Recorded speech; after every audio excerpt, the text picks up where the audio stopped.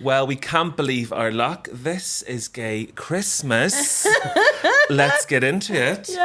Perfect. Hello, beautiful people. How's it going? I'm Connor. And I'm Becky. And together we are another Well Belfast. We have a little message to show some love that we have stuck all over the windows of the lyric because we're here. Yay! For a couple of very special Christmas specials. Hi, Seán. Hello. Hello, Seán, darling. How's it going? I'm good, guys. Nice to see you again. And you? Yeah, glad to be here. Well, over the next couple of weeks, we have a couple of very special podcasts. It is strange for Seán to reply to how you going.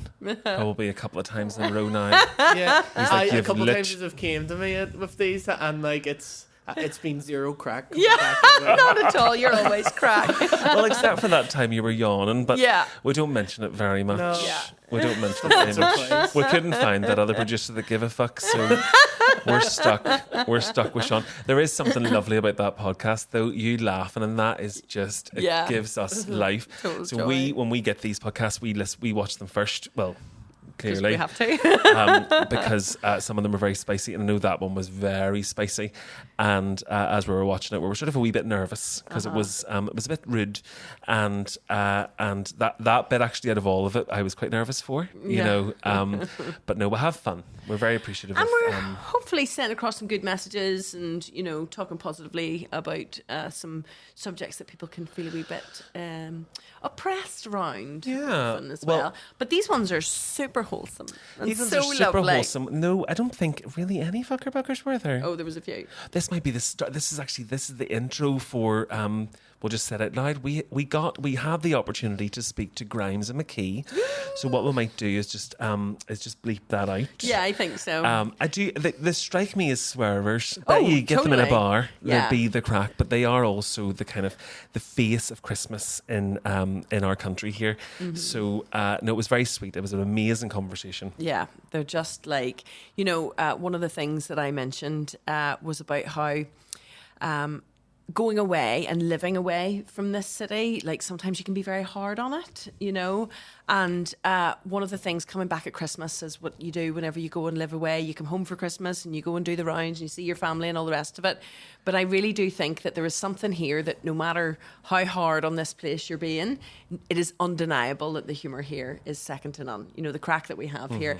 And they have this really beautiful way of being able to encapsulate that and poke fun, but poke fun with love at the same time. So it's kind of like fun for all ages. Or it is, the show that they're going to be doing is called Have Yourself a Scary Little Christmas. And it is starting on the 1st of December here at the Lyric. So make sure and book yourselves some tickets.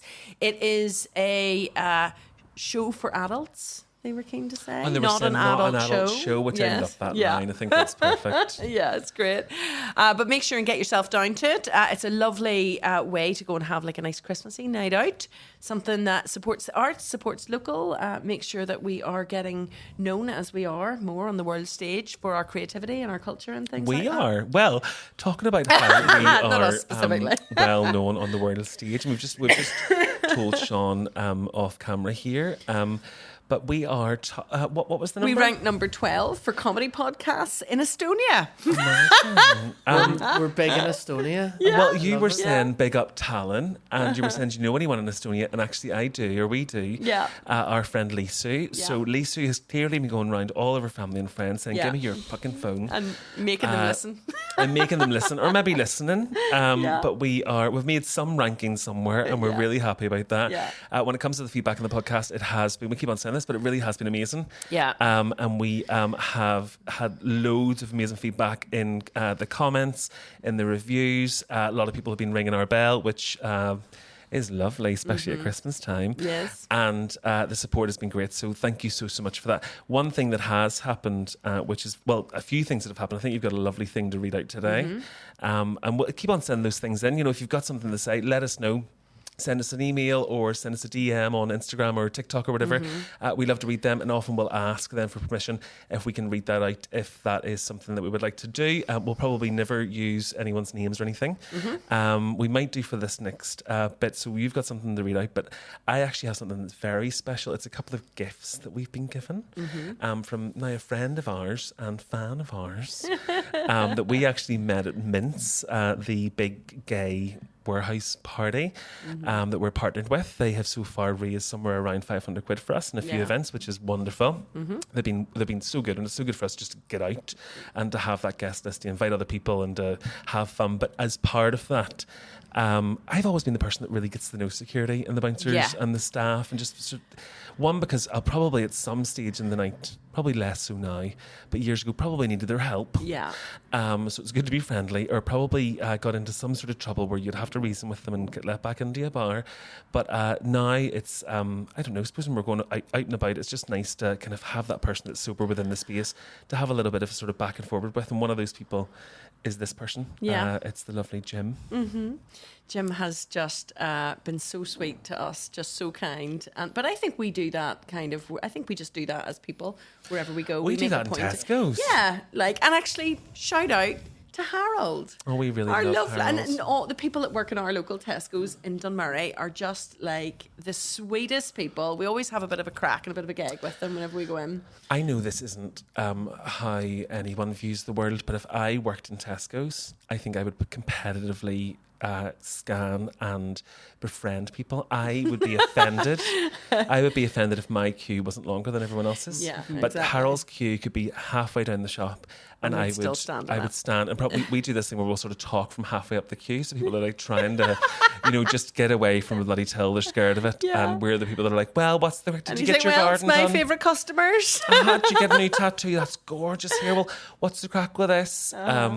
But it is important that one of those people, so when we're out and about and at Mince, one of those people was Jim, who does the sort of like backstage curtain. Mince really, really look after us. They get us drink, and there's a bar backstage, and there's a place to go and chill, just to kind of,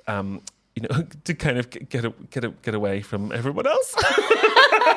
No, but it's for performers and people that are working on the night as well. Because sometimes, whenever you're like out and there's lots of people around you, particularly if you're wearing costume or you're like really like hosting or whatever sort of form or shape that takes, whether you're a queen, whether you're doing some other role, having that sort of breakaway space behind the scenes is actually really important so that you can sort of top up your batteries and your energies, and they do that particularly well. I think it helps to...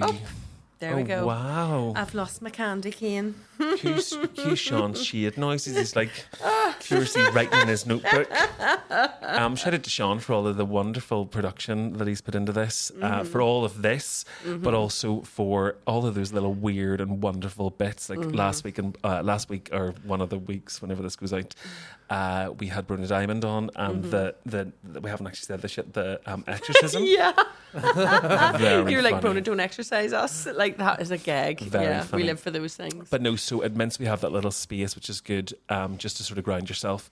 And I think actually the first week or the first month that they did it, we were performing. We were dressed up. Yeah, we were. So possibly they've only invited us in for that month, and then we just go anyways. But it is nice just to have a wee bit of a break, a wee bit of a breath. But the person that minds that behind the scenes for that production or for that event is called Jim, who's a real sweetie, big sort of daddy vibes, is actually a daddy, listens to the podcast with his children, has lovely children that we met the other day as well, grown up kids, but popped in to see us in our shop yesterday, I think it was. Yes, it's been in a few times. Yeah, and has sent us some lovely messages and things, and just been generally really supportive. And that, like, we love to hear that, like, somebody has enjoyed the chats, and it's kind of given them a lift in some way. And I think that's been what the crack is.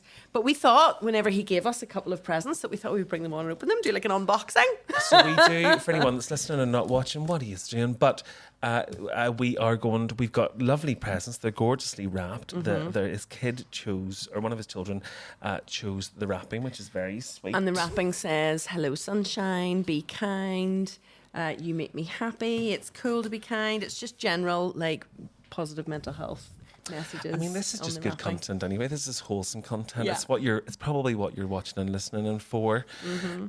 If this wasn't for real, we should do this anyway. So we should just wrap our own bloody gifts and talk about them. Well, actually, I have something coming for you, so maybe I'll just wrap it up and surprise you with it. Oh, I hate Right, well, gifts. do you want to open one and I'll open the other then? Yeah, is that the plan? Yeah, I think I might open this one. Well, shall we doing do one at a an time, or- ASMR moment? Oh, that's what I was thinking, yeah. Just talking into the mic. Are you you actually- a peeler or a ripper? I'm a ripper. Yeah, I know. I'm I a- was wondering, like, I've not I'm seen you a- do that before. No, I know, well, on camera, or if I'm at like a posh event, Yeah. I will pretend that I'm a peeler. Yeah. You know, I'll be like, oh, I'll probably just recycle that. Yeah, or remember the PSI. Yes, but I And you want to, like, keep the paper and reuse it again. yeah, I Oh I my will, goodness. I will recycle that. Oh my god, it's gorgeous. Wow. So he says it was something quirky for our house. We did double check, only that we're in the lyric right now, that it Yeah. wasn't something really spicy. Yes, if we were in our own studio, then we wouldn't be so. This is really gorgeous. So it's I'm going to I'll do all the unwrapping now Yeah. for sound. Stunning. Wow, it's very well protected in all of its polystyrene things. Isn't Oh it? my goodness! It is actually like how would you describe it? Like a It's model, like a little like a sculpture? modelly sculpture-y thing. Oh my goodness, that is absolutely gorgeous. What's in our unboxing? That's what I just said. It's an unboxing. Oh my god! I can't believe it. Our YouTube hits are going to be through. We're going to have to do an unboxing thumbnail. Yeah. Wait, I'll give you it now. So this is a we'll do your thumbnail now. I'll do my shock. There you go. Perfect. That was just a wee still there for it. Oh, it's on the wall. Oh my goodness. Oh, it's four. Class. It's what is it? Just a sculpture, or is it like a hooky Yeah. thing? Yeah, it's a wall mounted sculpture. Well, will we open the other one to Yes. see? Well, you open that one, and I'm going to take this wee bit off him. Okay. So the two boxes are two different sizes, but Doesn't he have a good bum? oh really? Yeah. I have a kill for Oh that my bum. goodness, this is a matching one. So it's a sculpture deco mural. Wow, so they actually go on they the go wall. together? Yeah, they're the matching set. Well, he said that he had. Isn't it so sweet? That is just absolutely unbelievable. It's so. This is like so a story of our work and how. I don't know. Suppose maybe it's our city, maybe it's our people, but how we can have a few little conversations and you can very quickly. Oh, that's a noisy one. Yeah, I'm we're going to do that really quick. There we go. There we go. There we go. Perfect. Wow. That is absolutely gorgeous. So that goes on the wall like that, and then that goes on the wall like that. So if I just sort of hold these up beside each other so you can wait. see. So Perfect. sorry, we just had to do a wee pose there for our For a thumbnail. YouTube and for our thumbnail. So these are like wall-mounted sculptures of two men with great bums. It's important to Do they have add, willies? Do they have that willies? look like they are climbing. No, they you don't know? have. They're sort of action men style. They don't have Action Man willies. style. Well, that's supposed to be understood. Jim, you better take these back. They're missing dicks. But But they're really aren't beautiful. they gorgeous? Really beautiful. Well, we should really probably, since we opened them up on the podcast, put them on our set. But what we might do is be selfish. No, I think and take them home. We will take these home. He said these were for our house, so we will think of Jim every time we look at them They're and just be so stunning. grateful because And he does. So They don't sweet. have a willy on them, so they must also be trans, which is very of the moment a lovely comment for LGBTQIA plus community. Oh, that is Gorgeous. so Well, sweet. thank you. Anybody else wants to send us gifts? Then Oh, fire them our way. we went out for a bloody free lunch the other day. We did, and then yeah. off of the back of sharing the thing about the free lunch, we got got offered invited to another another one. free lunch. So We're officially food bloggers now. we're basically we're influencers now. Yeah. Despite fighting it for years. Yeah. Let's throw those wee bits off. So next up we do have, before we get into Grimes McKee, which is a very exciting podcast, we also have another little bit of feedback that you guys have sent in. Another wee lovely letter. So, I'm not going to say who this is from. We're going to keep it anonymous, but it says, "Hi, Becky. Hope your Monday has been okay so far. I'm really sad I haven't been able to volunteer yet due One to my second. health." Oh. Don't worry about me. It's grand. Don't worry about sending me a message. No, it's No, because it's it comes good. into my email No, address. don't worry about it. I'll go for a smoke. No, I'm And joking. also, I tend to manage our volunteer list. So they've obviously, I've they've obviously filled in their form Where and then I'm- haven't been able I'm to sort of come in. barely managing myself. So we'll start again, and I'll try not to be offended this time. Okay, no problem. So it says, "Hi Becky, I hope your Monday has been okay so far. I'm really sad I haven't been able to volunteer yet due to my health. However, I've just listened to all the podcasts and I love them. Taking the idea," so we had a letter a couple of weeks ago where somebody had the idea to Yes. take 50p or a pound or whatever out of their purse whenever you hear a Christmas song, either one that you love or one that does your head in, and tucking it away to the side. And by the time Christmas comes, then you've got a wee pot that you can either buy yourself a treat or you can donate it to charity, I depending on think your that was the circumstances. wholesome bit of episode 3 called Queers Around the Corner, Yes. and the rest not so much. No, that was No. not a wholesome. But great idea. Good. Not wholesome in the traditional sense, but wholesome in terms of like being informative and all the rest of it. Yes. So it says, "I've taken the idea and I'm going to do 50p for every time I hear Last Christmas when I'm out in December. It's my favourite Christmas song and a good way to raise money to support you all and the amazing work you do. That's another good Take one. care and have a great week." Isn't that so sweet? Sweeties. Oh, absolutely lovely. And turns out, do you remember I said on that episode that there's a game that people play that's like whenever you hear Last Christmas, Oh, yes, what's you've it called? lost. It's called Whamageddon. I said, would somebody put it in the comments? And they did. Whamageddon. Yeah, so thank you to Emer for Well, this is solving very- that mystery because that was doing my This head is in. a wham. So we've got one person doing Mariah Carey. Uh-huh. Amazing. We're going to be millionaires. And another person doing Wham! Yeah. Last Christmas. Yeah. If you have any fun or individual or not, if you want to just sit in the bath of beans and do a skydive at the same time, fundraising idea, then let us know. We're here for that. If you want to not buy a load of plastic crap for your Secret Santa and you want to give us that money, we'll be very grateful. We are independent and we are trying our best to fund ourselves. Or why not buy a nice mug? Or buy yourself a nice mug, buy yourself some merch. Go and see some of Or our a gorgeous volunteers and team down in the Show Some Love store. Share the Show where Some Love there- message. Where there's loads of bits. We now have lanyards, we have mugs, we have T-shirts, we have loads of collaborative pieces. You can have sustainably sourced and beautifully designed pieces just for you and your family, so you can rock up to your family and you can let them know that you are a wee bit better. You know, Yeah, you haven't that's what just it's all about, you really, haven't. isn't it? That's what Christmas is about. I don't do it anymore because of that reason. Competitive Christmassing. But it's turning up and just letting them know, like, I know you went to B&M, but I've actually given back.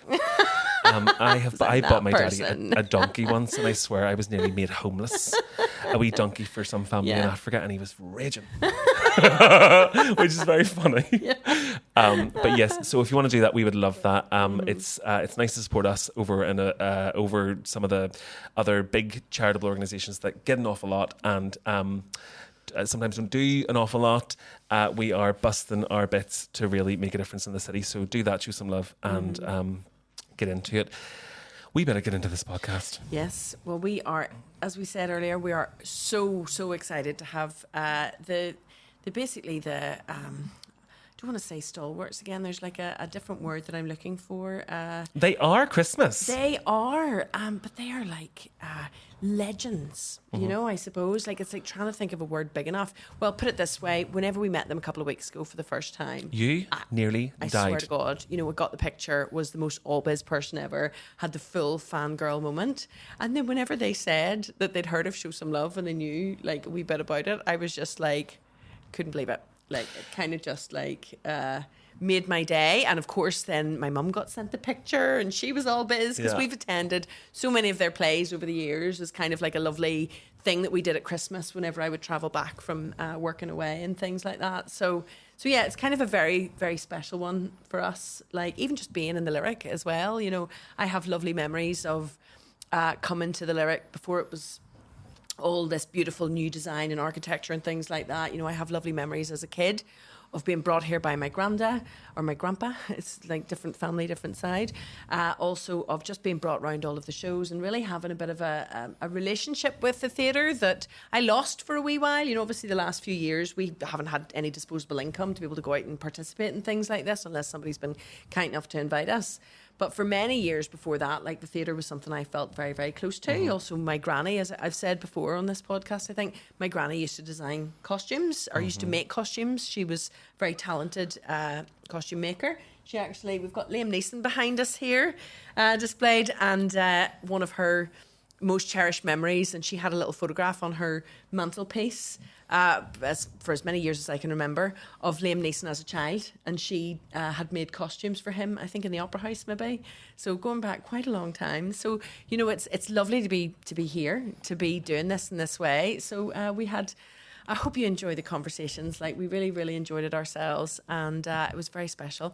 And just in case we don't say it again, I think we've maybe said it multiple times, but thank you to the Lyric. Yeah, big time. For the trust, for the time, for taking our little podcast. We've had a couple of episodes. Yeah. And allowing us to do this, and also for actually giving us tickets. So, for giving us tickets to go to a show and have fun at Christmas time. Yeah, we love it. So, without further ado, we hope you enjoy this conversation, and make sure to get your tickets, follow along, and show some love. Well, what a pleasure it is to be here at the Lyric Theatre this morning. Probably for us more than it is for you guys. Who's lived here Every right day's now. a joy. Well, we're very, very excited, and I'm going to fangirl on you again, that we have got Connor Grimes and Alan McKee in with us today. Woo! Thanks for having us. Oh, my goodness. What a start to the week. I know. I suppose it's hard for you to show the same excitement for you being here. Yeah. We're like, woo! Yeah, we're here every Monday. You just have to sit there. You know. Well, our rehearsals are cranking up now, and we're getting to that stage where you have to start knowing everything. Yeah. Inside out, back ways, left, right and centre, and it's another pressure, another week. Yeah. And your play this year is called Have Yourself a Scary Little Christmas. Mm-hmm. And what made you go down the horror route? Well, we just think that probably the best ever Christmas story is A Christmas Carol. Yes. Which is full of ghosts. Yes. And it's the most redemptive and all that. So there is a real there's a real link with Christmas and ghost stories because it's so dark outside. It's midwinter and all that. Yeah. And that appeals to us. That the idea of, while everybody's having a good time and drinking their sherry, there could be something fairly dark going on as well. We like that idea. It seems really, maybe it's been did loads. I'm not really, I didn't grow up in like a theatre house. I maybe went to like the free showing for kids, so I've seen a few of your plays probably in that aspect. But it's something that's really striking for me that like we walked past the poster the other day to go and do something else here, to go and meet with someone, and it was like the first thing I seen on the bill. It was like, oh, that's really different. It's something that's just not what you expect at Christmas time. It's sort of like it helps to bring another energy. Yeah. Well, yeah. Also, we kind of we reversed engineered this because we actually came up with a title first. Yeah. So we were working on an idea of Have Yourself a Fairy Little Christmas, based on a Lauren de Ryan ferry where the captain loses his mind and heads to the North Pole. But I can't wait. It's a movie that's never going to be made. I can't wait for that. But we just did very quickly. We went. So how we doing the boat? On stage. I'm imagining those like waves that they used to. Oh, exactly. Well, we're talking about that. We also talk about like if you were on a film set, the set would be on rollers. Yeah. And they'd be can we afford to employ 10 men to roll this every night? Yeah, do we have that in the budget? It's like half the budget is just those waves. Yeah. And it's for one gag, but is it worth it? Oh, I absolutely. suppose there's loads of those ideas though that we are often in the space as sort of a creative duo where I will often have an idea that mostly have an idea that we can't afford. Yeah. We mostly just can't afford it. Our budget's about a £5 at all times. Yeah. And then often ideas that are like so impractical or so heavy in terms of work for such a small kind of win, mostly just for me, just in this space of like, I will find it funny. Yeah. And Becky then has to remind me that like nobody else will. It's too many steps from the joke that it really is just a personal thing.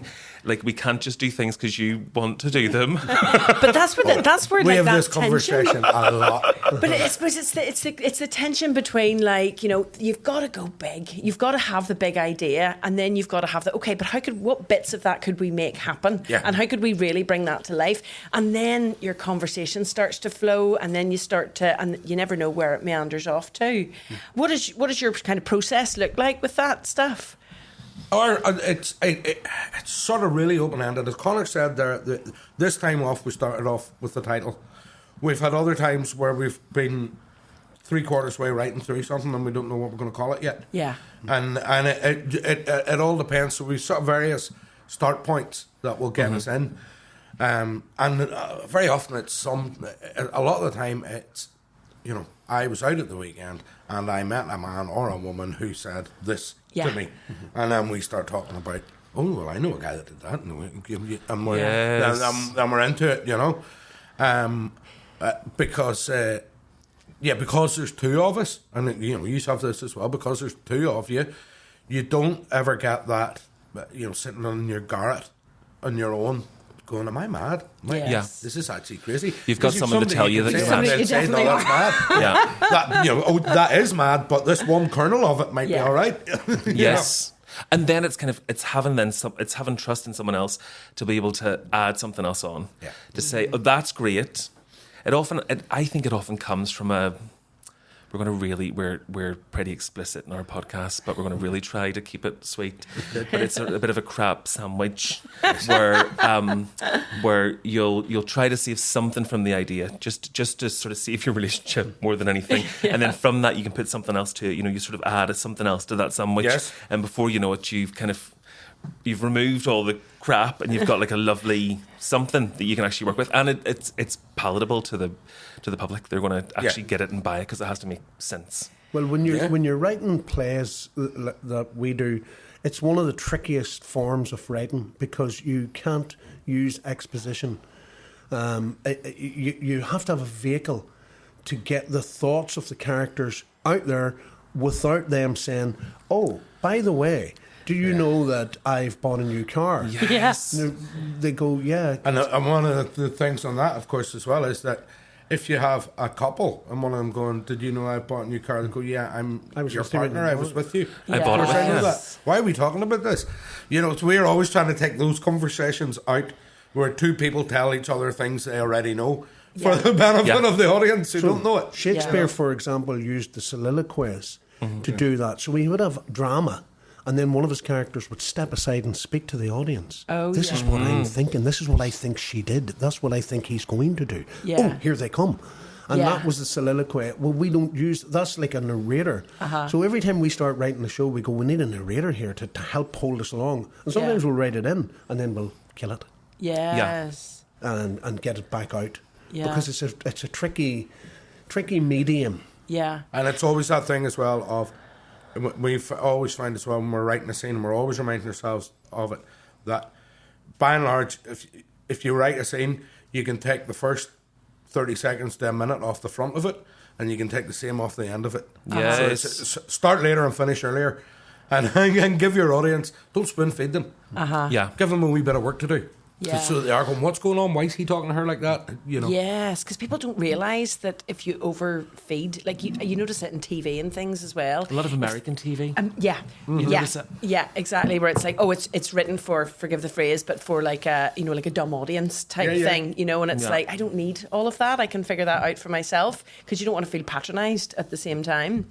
And how long does the process take to do something like that? I suppose it could be how long is a piece of string? Well, we do actually work within deadlines. Yeah. And they're like Marco Pierre White, the great chef, said, without fear, no discipline. Yes. The deadlines are there to keep the fear on, keep the whip going, because you can sit in a creative environment and procrastinate quite magnificently. Yes, I hear that. My house isn't immaculately clean. I can't write one word. Yeah. We're never writing a word. Or rather, you know what I mean?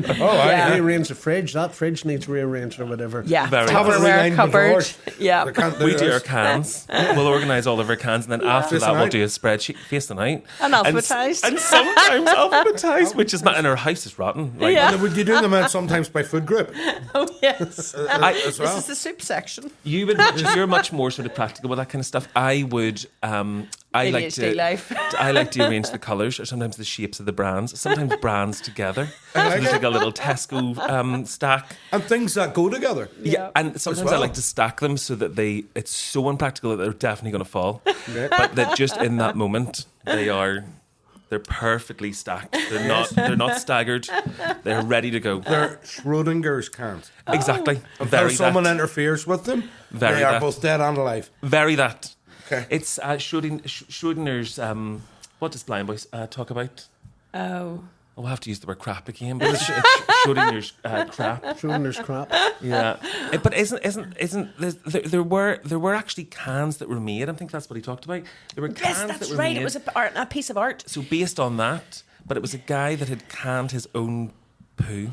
Right? Yeah. And had sold them, and he sold them for a fortune. But he didn't put out that it was Nice a rumour. market. Like the question was it true that that's what the cans contained, or was it not? Great. So whilst they all went out and sold for loads and loads of money, the minute that the can was opened, the history was devalued, and then the piece of Absolutely. art was devalued, so it held this random space. Sorry, we always sometimes. No, that's get good. there.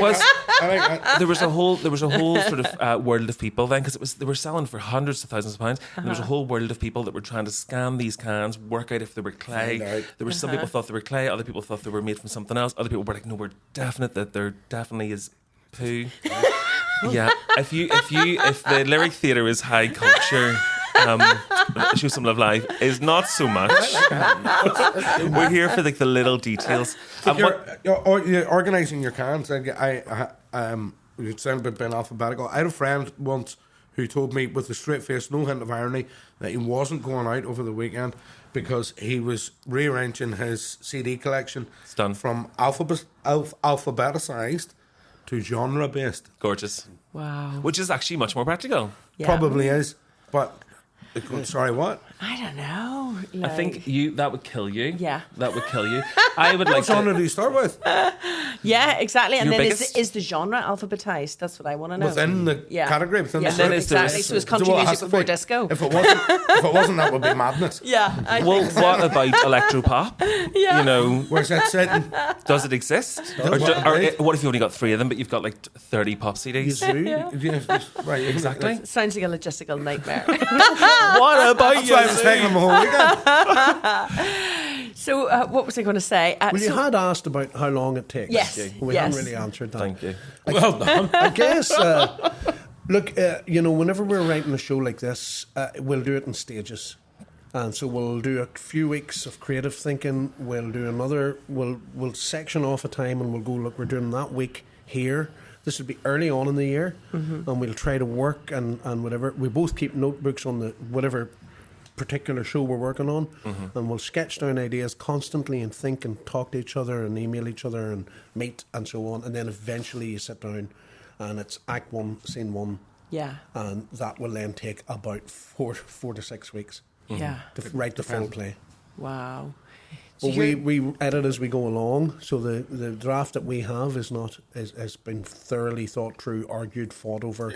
Everything is, And then we want, of course, as well, we know we're going to put it into other people's hands Yeah. to say the words, so you know it's going to change again. Yeah. That was my next question.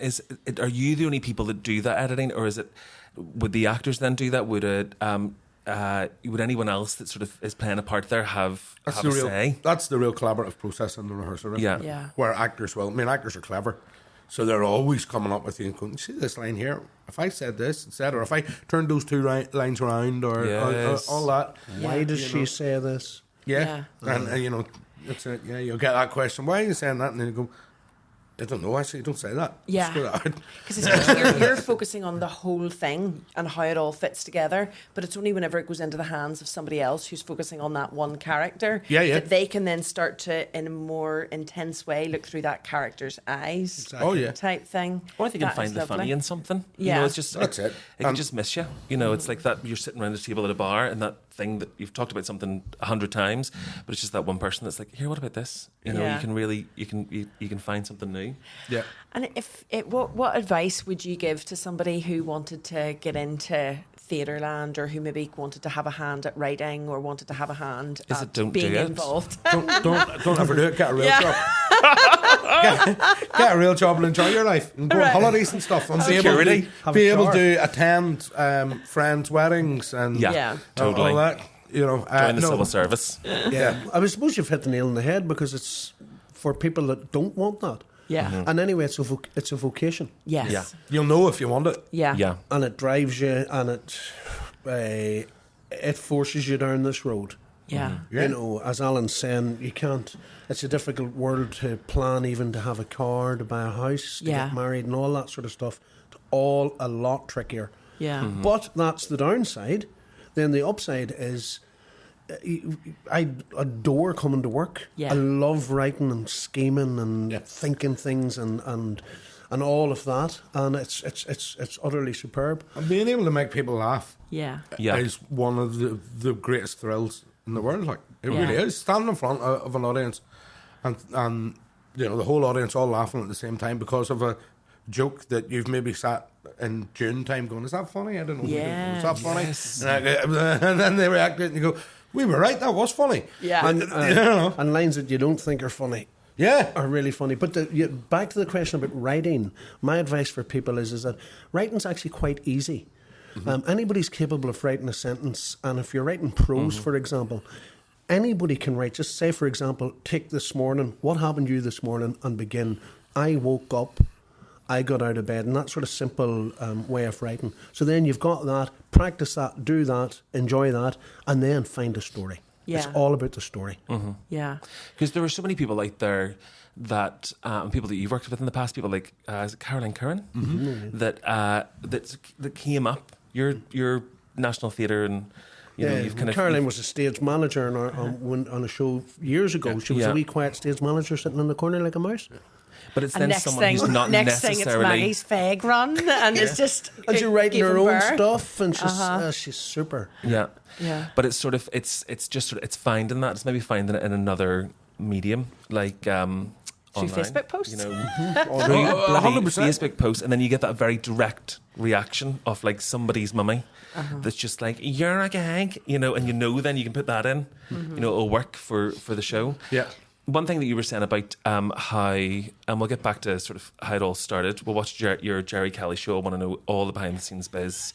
Big Jerry Kelly fans. There are like local. I always have to make sure everybody knows which one you're talking about as well. Is there a couple of Jerry Kellys? There's Jerry Kelly, the Sinn Féin politician. Oh, Isn't so we're it funny? definitely. Somebody's in a different world and you don't even notice the Because crossover. my 25-year-old daughter, when I announced that we were going on the Jerry Kelly show, she went, right? And then I said, he used to have a big show. It used to be on every Friday night. Yeah. Right? And my daughter's going to me, was he not in the maze? Yeah. And I went, no, the Live. other Jerry Kelly. There's two Jerry Kellys. So to be clear, I don't know if it'll be cut or not, but we were going to get into your Jerry Kelly fandom.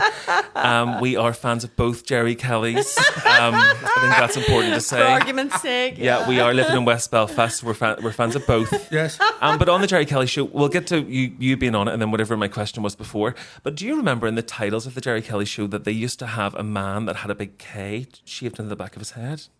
Did I make this up? No, I'm sure I remember it. Because we watched your interview with Jerry Kelly the other night, and there was a whole host of wonderful, Martin Lynch and all was on it, like a real host of wonderful people on the show. And the titles were different, and we thought, oh, do you remember when But it was the NVTV titles as opposed to the UTV titles, I think what it was. Sorry, that's or a something very like specific that. question that only I needed to know. Nobody else Hyperlocal. cares. Can't answer that. So I sort of think I do remember that with the K shaved into the back of Yeah. my head. Wasn't that Andrew Mulvena? Shout out to Andrew Mulvena. Andrew It was Mulvena his did claim that. to fame. Yeah. Well, shout out to Andrew indeed. Yes, that's Yeah. good. Yes. So again, I don't know where we're going to sort of recut, but one thing that I would like to know, Becky's got a whole list of sort of very theatre-specific questions, and I clearly, as you've heard so far, don't. But one thing I'd like to know in that world, you're talking about kind of going out, how this world and the sort of the life that you have been you've either chosen or you've fallen into or sort of wound yourself into, that life affects kind of regular life that everyone else would see, like weddings and going to parties and going out and all the rest of it. Do you guys, when you go out, does it often get in the way of even just like you going out with your friends and you start talking to someone and you think to yourself, aren't they a real character? And not just character in the terms of Belfast, but character in terms of like, I know that people would find you really funny. I love this story. Do people ever see themselves in what you've written? Or do you ever put real life people into your characters? Well, yes and no. And what happens is when we did the History of the Troubles the first time, Conor plays the character Fireball, who is a porter in the hospital. And we had nurses coming to us afterwards. You'd be over in the Crown having a drink, and it'd be like a gang of nurses all worked in the Royal, and they'd be going, we know the porter, we know that one. Gig. And we'd be sitting there going, I remember the day we made him up. Yeah. We took the voice of a guy from somewhere else we'd met. We took the mannerisms of some, and you said, if we put those two together, and we went, that's him. Yeah. So you're going, you can't know that man because he doesn't exist. Yeah. I They're kind of fully live, convinced. Fully convinced. I live for the fact that man now still goes about the Royal and says, do you remember that? That was me, actually, that was me. Yeah, that was actually written about me. That was me, yeah. You're like, well, have you met them? No. Yeah. No, but I must have made a big impression on Yeah, him somewhere along the exactly. line. But it must then, because we like to ask many questions at once, which is, lovely. It's ADHD podcasting here, and that's just how we do it.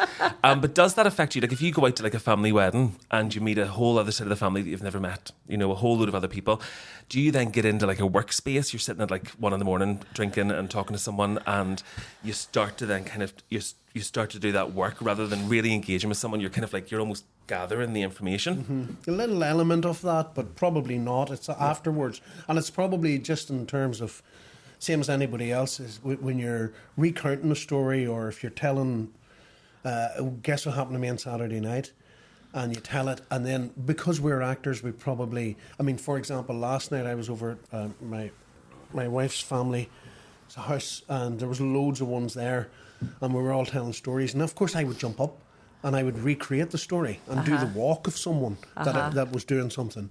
And the young ones there were all laughing, and I take it totally for granted. And then they were saying, oh, how does he do that? Or none of the rest of them do that. Yeah. But that's how. So yes, we animate those things and bring them to life and take little bits like magpies here, there, and everywhere. But you are definitely sometimes going to yourself, while the person's still talking, you are going, I'm going to remember this. Yeah. I'm going to make sure I remember that. I want to remember this. Do you know what I mean? It's the wonderful thing about this part of the world is that we're it's kind of full of characters. Yeah. We're all sort of mildly traumatized. A lot of us have been through it.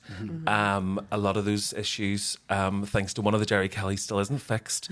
And it, from that then is this sort of very special breed of person, that comedy's kind of in our bones. Well, they always talk about, people that work in emergency services all over the world will always tell you about their gallows humour that they have, Yes. and their dark humour. And I often think that because of what we went through here, we all have a bit of that. We all have a wee seam of gallows humour that runs through it. Totally. As a coping mechanism, the same reason why firefighters and paramedics have it and all that. And the slagging. Yeah. Now, I'm sure other countries slag each other. I'm pretty sure they do, but sometimes you hear the Belfast ones at it. Yeah. It's priceless. Yeah. Brutal. And it's a sign of savage. love. It's absolutely savage. know? No, and the more savage it is, the more love it is. Yeah, Yeah. exactly. Well, I'll tell you an example of slagging. And Alan was there that day. We were at a friend's father's funeral, and his cousin came up to him beside the grave and goes to the son who was watching his father being put into the ground, and nudged him and says, what's that big sad face about? Oh, you're jealous of me. You're jealous of me because my father's still alive. Yeah. Is that it? And he had to keep a straight face. You're not speaking to me because my father's still alive. I've got that. I just went, well, that is some slag. Yeah. Because carrying on. That's masterful. And afterwards, we were just sitting going, did he really say that? And the fella who we know was sitting going, that's his humour. Well, from my personal perspective, I went away and lived in London for many years, so I only came back. Well, no. No. What my observation was, I went away to London for many years and came back again, obviously, for family, for Christmas and things like that. And our tradition was, coming back at Christmas, we would go and see a Grimes McKee play. Grimes McKee is kind of like the... Grimes McKee play. Yes. That's like one of them begging adverts you get in daytime TV. Very, very. This is a plea on behalf of Grimes. I could only afford Grimes. There's a thing that happens whenever you go away where I think it's a form of like self-protection where you start to be very hard on and I think it helps you from being homesick, where you start to be very hard on where you come from. The minute you go to London or somewhere else, all of a sudden you're like, ugh, things are so much better here, or God, that's stupid. Couldn't do this in Belfast. Exactly. Very that. Exactly. But now, you get so much through it and you realise it's a form of protecting yourself and self-preservation and things like that. So I was sort of in the midst of that, and then I would come home for Christmas and still have that like sort of eye rolling, isn't everything terrible thing happening. But then we would come and see one of your plays, and the gentle and really sharp way that you deal with sort of the culture here, the people here, it really always felt very much like a love letter, but a love letter that was also like only slagging, kind of afterwards. Well, Thank you. That's a lovely compliment, because that's sort of exactly what we're going for. Yeah, Okay. and we absolutely love here. Good. We love, and I live out in Tyrone and absolutely adore it. And I've been to Tyrone. He comes down. Just the once. He's from Coleraine but lives in Belfast. So we'll get that real mix, and I work in Belfast. The Belfast ones are absolutely hilarious. They're hilarious. They're hilarious. Some of the things that happened to you, I was running for a bus last week, and there was a wee old man out footering about his wee tiny front garden, them wee tiny, it wasn't even really a garden, he was just sort of footering about, and he saw me running and the bus drove past, and your man didn't stop. I was waiting for him to stop, and of course he didn't stop, and his atrocious language, you couldn't even say it in the podcast, but it was... You could, but maybe you can't. Well, maybe I can't, but it was just... But it was all in support of me. Yeah. And the bus driver being a bleep. Yeah.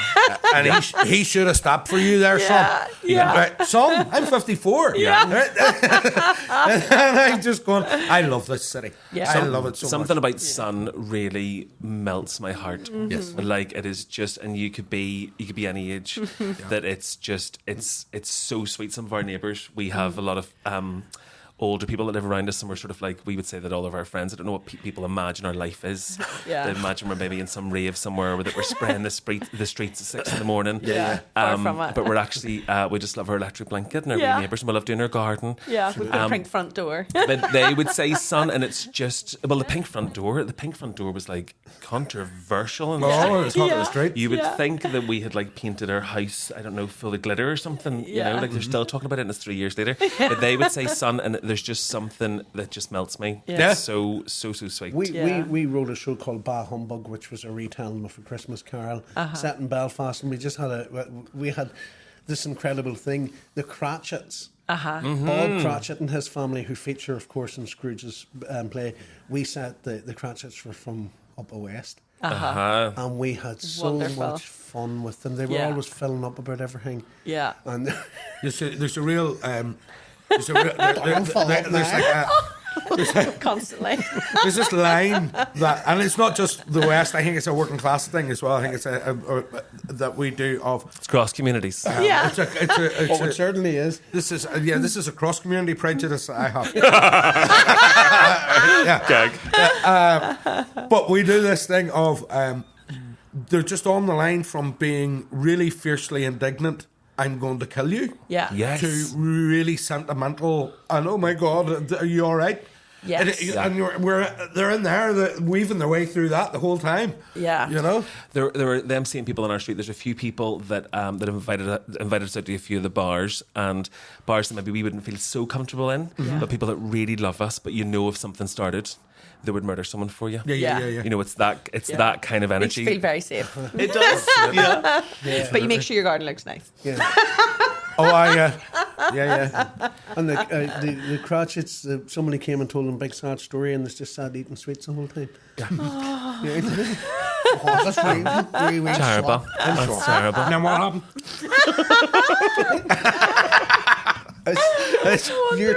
That's that observation thing and collaborative, because we didn't even write that business about eating the sweets. It was the actors did it. Yes. You just go, wouldn't it be funny if we just keep eating during that? So inappropriate. Somebody's telling you the saddest story ever. Yeah. And they get to the end of the season and they've put on about 2 stone. Yeah. Well, it was based on a true story we had, where somebody had a bucket that we knew about. Their parents had this bucket, and it was they took the bucket up to the bed at night, and the bucket was full of sweets and biscuits and Mars bars and a bucket, and they sat it in between the two of them and put the TV on the bed, and the TV was the size of the wall. This tiny house. I don't know what you aspire to, but You want to see them? I don't know what you aspire to, but I I Yeah, like that. Dream Yeah. big. There's worse lives. Yeah, night, we've got our bucket. Yeah. We're going upstairs now. What gagglebacks, man? But whenever we have in this country where we have something like 17,000 young people leave every year and only 11,000 come back. Whoa. So like, isn't that a crazy thought? So they leave the university, only 11,000. They never ever come back. We A lot of them go to Scotland, don't they? Yeah. And there's so many reasons to stay. Do you know, there's so many beautiful things about this place, and there's no question that things are getting better. They're getting better every day. And what you guys have done, and the fact that you're here, and the fact that you're celebrating this place so much, it's really, really special. So it's one of the things that makes us really we'd say we can't be scundered until somebody starts telling us that we're brilliant, and then we get fully scundered. So I'm just very aware that I'm doing that to you. Yeah. But in the context of things, it's I just think that it's very special and it's very important. And the world of Theatreland as well, I think there can be a bit of a misunderstanding that it's there's it's not for me culture. Oh, Do you know? I was there. Yeah. Yes, exactly. I was very lucky. My granddad, whenever I was young, I was the only granddaughter out of lots more boys, and he had only had daughters. So I was sort of the special one, and I was brought out to plays and theatres and musicals and things like that. So I was very lucky to always feel very close to Theatreland and things like that. But I was very aware that others weren't. Yeah. But I suppose this is a call out to say to people, as a way of stepping in and coming and getting involved and coming to see things, then you couldn't ask for anything better than coming to see one of your plays. It's So, Christmas yes. time. I'm totally scundered now. That's Yeah, great. especially for Christmas time, because it could be your wee Christmas Well, we band. were lucky.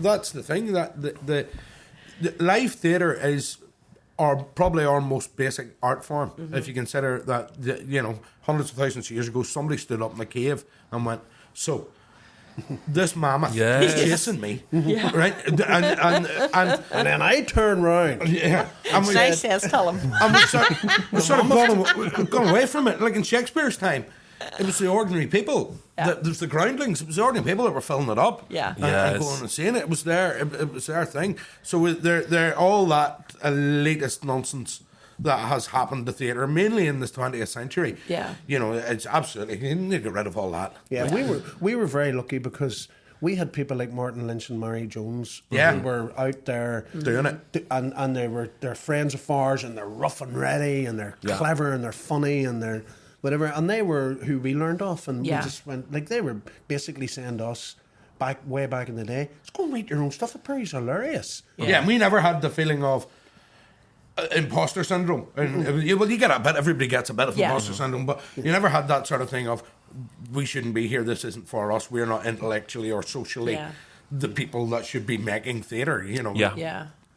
Yeah, maybe it was based less on having a master's in something and more in having the crack, meeting up, doing the thing you were doing then, but being really into this other thing and maybe creating a little something, and then it's a stepping stone to something else, and then before you know it, you're like, how did this happen? Totally. How are we now Grimes McKee? Mm-hmm. Oh God, yeah. Well, we do often want of that. But one of the things as well, not to get sort of too political, but I was thinking the other day, and we were talking in rehearsals the other day about how many Christmas shows there are on around the country at the minute, and there's lots of people in work, lots of actors and stage managers all in work, but one of the reasons for that is because Christmas shows are commercially viable. Yeah. Mm-hmm. So they're going on. Yeah. But in the middle of January, when all these Christmas shows have closed down, lots of those actors and stage managers and designers and people might not work for another 6 months. Yeah. Totally. Because there isn't that infrastructure of funding going on. So people won't take a chance on anything at all. So we then, as a theatre going public in Northern Ireland and in Ireland, we suffer because of that, because nobody's taking a chance to do. Nobody's doing like Rhino that Tinderbox did. Mm-hmm. Yeah, and going, well, this is valid, and let's get it on there. So that's my wee soapbox. No, absolutely, it's so important, and this is the place to say that as well. Yeah. It's like if we don't, it's use it or lose it. Totally. And we have a bit of a mentality here sometimes. We're like, we don't, users get everything. We don't get anything here. And it's like, but we need to go and support. It's like if you don't actually, and it's very much think about it as an occasion. You know, we're all starting to get a wee bit better, a bit more switched on with just not buying stuff. Do you know, it's like the best present you could buy for somebody is a voucher or some tickets. 100%. You know, Experience. Yeah, 100%. exactly. It's Well, a night out, it's memories. Not a voucher. Not a voucher. No, because I've something against vouchers. Oh, really? Same. As a gift? Yeah. Oh, it just meant a voucher for, like, say, for example, a lyric voucher that Yeah, they could 2 choose their own tickets. play. Yeah. Well, That okay, sort I'll of not way- say the lyric one. You're now contractually Maybe you obliged should- not to say that about the lyric. But every other voucher. Well, Yeah. I don't mind a voucher, but they just don't get used. Maybe Yes, you should true. specify the play for them. True. Yes. There's Make something in another that. wee decision for them. Totally. True. People, we have seen things that we would never have dreamt of because someone in our volunteer group or on our board or in our friend group has said, I seen this last night and you've got to see it. And just bought us tickets the And next day. and even was just gone. reading it on the thing or sitting there just before or giving it a Google, you know, sort of finding out what it is beforehand, thinking, I really don't know. Like, how long is an opera? It'll all be in And Italian. is there exactly? And is there a matinee? Yeah. You know, like, is that not a matinee? What do you call it? An interval. An interval. Oh, that's the first thing I need to know. Yeah. But is there an interval? And so often, then you go and see something that you wouldn't have. And by the end of it, it's You're in just tears? yeah, you're in tears, you're in bits. Yeah. That trans play that we went to go and see, Yeah. it wasn't a trans play, but it was by a trans opera singer. Yeah. Of course, we forget all about what it's called, but it was really But it- beautiful in the Mac. Yeah, Do you and remember? I think it's really important as well to let children see. Do you know, it's not just like traditional sort of humorous plays and pantos. I was very fortunate that maybe it's because my granda was by himself, and I was sort of like he was able to bring me as his plus one. So I got to see all kinds of things as a kid, and it really gave me a massive love for it. Yeah. So I suppose it's like in this world of like trying to create experiences and memories. And you know what the other good thing is as well? Your phone's switched off and it's in your bag and Absolutely. you're actually just in the moment, you know? Absolutely. Well, you hit the nail on the head in one way with our shows because people always say to us, excuse me, about can we take the kids? So we're doing an adult show. A show for adults. Yeah, Yes. An adult show. Yes. Which is An adult show is what you go and see in Amsterdam. Yeah. This is a show for adults. It's different. Especially when we do tours and we're out in the country. Yeah. Guaranteed, you could say to the people, this is over 16, etc. There's a few F-bombs and there's a few adult themes in it and all the rest. Guaranteed the front row, they're all sitting age 10. Yeah. And their parents are sitting beside them or whatever. And we just began to realise people think or want to take their teenagers, 12, 13 years old, to come and see our shows. So we better be careful. Yeah. And make sure that they're not scundered. Yeah. And we're not scundered. Yeah. Totally. And so we've got to get... So they're not getting an awkward drive home. Yeah, exactly. We'll bring them. Yeah. So we have to make our humour then, we have to make it work for you. Yeah. And make it work for Granda. Yeah. And make it work for a 12-year-old. But you're dead right about taking kids to see stuff that isn't necessarily for kids. Yeah. It's the thing. Yeah. There's no reason why you can't take a kid to a classical concert. Yeah. Or an opera or a ballet or whatever. Yeah. And because I know talking to the young at art people, one of the things is that so much kids theatre and so many kids shows that are educational in some way. Yeah. So they're always trying to teach them something. Yeah. They're trying to teach them some other lesson Yeah. through the So medium there's a of this payoff. show. Whereas people at Young at Art will go, we need are the shows that are just pure entertainment. Absolutely. The Yes. adults there's shows made for adults that are Yeah. just pure entertainment. So there must be shows made for kids where you just go, I'm going to sit and laugh at this and enjoy it. Yeah. like what you absolutely. said about funding. Do you think that sort of plays a part in that? So it's if you're applying for something, you can say, well, it's for children, and it's also for older people, and it's also for everyone across our community. It's cross community and all the crosses, and it's about littering. That's the message. And how to cross the road. Yeah. And then before you know it, you've got. Sorry, I was really trying not to swear. You made it nearly We might nowhere. actually have to beep it. But you've got Tufty. You know where do you remember Tufty? Yeah. He would tell you Oh, to cross the I road. remember. Tell you what, You there's got a few him people doing could it. do with doing Tufty Club these days. But you got the First Tufty clubs. Yes. yeah. Like if you had the power just to see somebody and just go, excuse me, Yeah. you have to report to your local Tufty club. Yeah. on Saturday morning because I saw what you did there. So we will let you go. I promise you that you're not you're No, not no captive here. But I don't have anything to say. If we weren't there. here, I'm so Frankie sorry. McCaffrey would be Okay. saying, why don't you know your lines? Good. Our director. A word about our team as well, because we've got a great team. Frankie McCafferty, as I said, directing it. And we've got Ali White and Nicky Hardy in the show as well. And Frankie McElvenna is our Newcomer.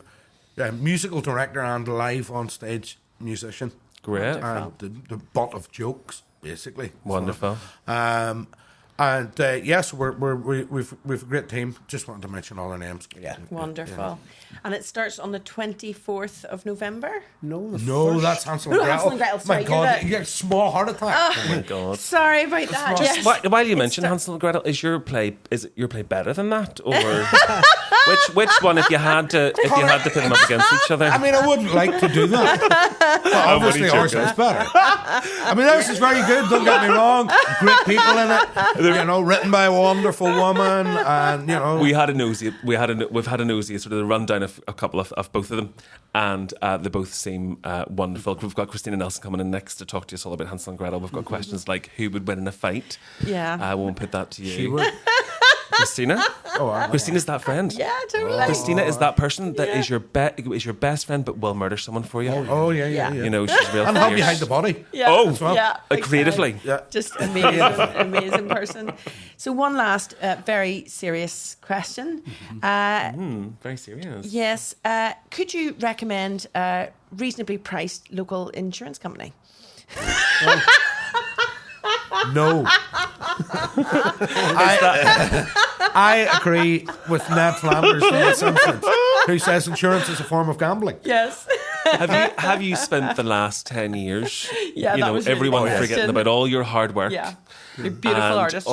It's the everything- Leonard Rossiter factor, isn't it? Yeah. It's Leonard Rossiter, you know, you do all this great work, and you rise and damp, and you'll be in the RSC, in the National Theatre, and you're known for the Chinsano advert. Yeah. Yes. Yeah. But I suppose that's because that's the one that has the most contact. Yeah. Yeah. Exactly. You know, It's everybody has nice. contact with that. But that you Yeah. spent half a day once, I don't know how many years ago now, Yeah. and that's still, you know, Yeah. probably grannies at this stage. And that money is well spent Yeah. a long time ago. Yeah. So every now and again somebody does go, "Hey, use insurance," and I'm sort of going, have you not watched the TV since the 90s? Yeah. Yeah. Do you try to avoid sunglasses? You know, you sort of get to that stage. Sorry for mentioning that. and bringing that. No, it's quite all right, because it's... If you do see these guys out and about, make sure you do mention it. Yeah. Yeah. I love it. Yeah, we love that. Yeah, we love it.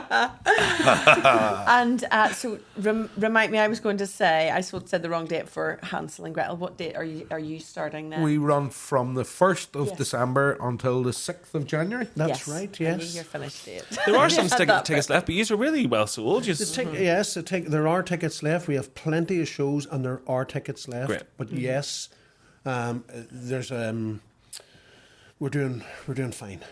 Good. I don't know. It's a lovely thing to do. For, That's good. Thanks. Doing fine.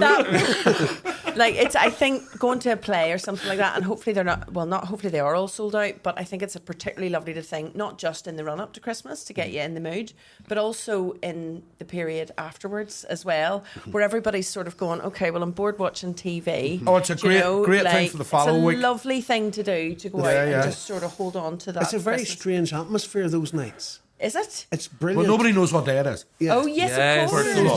And And everybody's sort of half drunk. New Year's Yeah. Eve is coming. I'm still half drunk. I'm off work. You've had Christmas and New Year's Eve is coming. Yeah. And You've there's just overdosed on cheese. Yeah. There's a lot of sport in the TV. Yeah. Probably the world's strongest man's on. Yeah. pre-Christmas. There's a real energy, you know, that it's sort of like the bubble bursts on Christmas Day, and Yes. then that follow week, as Alan calls it, is perfect night Yeah. for coming to see a show like ours. Yeah, for sure. It really is. It'll take you away from the Quality Street for a couple of hours. This is it. Or it gets you away from maybe the family that you don't really want to be with. You know, you can get tickets for the family that you want to be with. Yeah, and they'll all shut up for 2 hours. I can get away from them. It's that time of year when I imagine mostly the dads are like, do you know, I'll take the kids out. Yeah, let's Yeah. buy tickets. We've got a whole day. We're going to Dublin, and we're going for a wee 10-minute Santa experience, and I'm fine to drive. Yeah. I'm good.